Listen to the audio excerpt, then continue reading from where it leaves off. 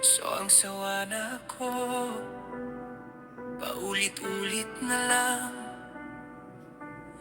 sa mga araw na tila walang katapusan. Sumasakit ang ulo ko, taglay ang bigat. Ang buhay na ito, tila wala ng pag-asa. May pamilya akong kasama, di ko sila matanggihan. May magulang, kapatid, at mga anak na mahal. Ngunit ang puso'y nalulumbay, tila ako'y nag-iisa. Sino ang makikinig sa labi kong nauuhaw sa sawa? Ayaw ko na sa buhay kong ito, pagod na pagkarang hindi makawala. Gusto ko ng tahimik ng isang sandali, pahinga sa takbo mula sa mga sigaw na malalakas.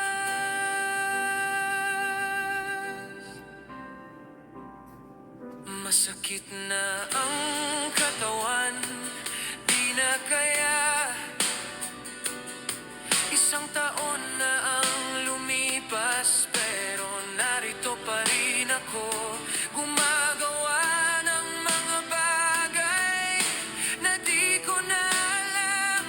Paghahabol sa mga gawain, pero nag-iisa sa laban. Isang labi na nag-aapoy, buti na lang nandyan.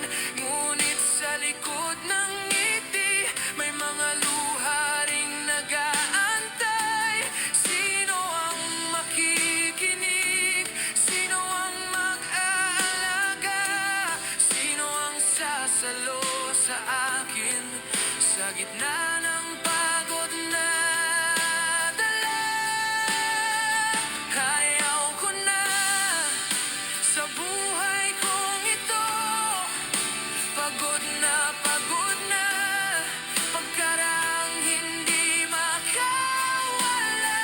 Gusto ko ng tahimik ng isang sandali, pahinga sa takbo mula sa mga sigaw na malalakas.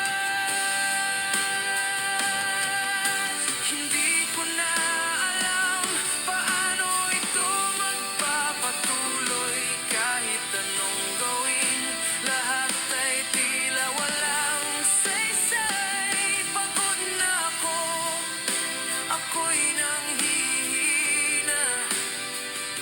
Gustong lumipad, ngunit ako'y nakatali pa rin.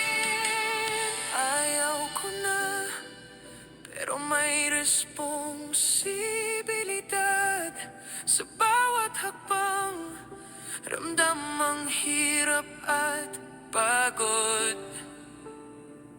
Pero sa kabila ng lahat, may pag-asang nakakapit sa bango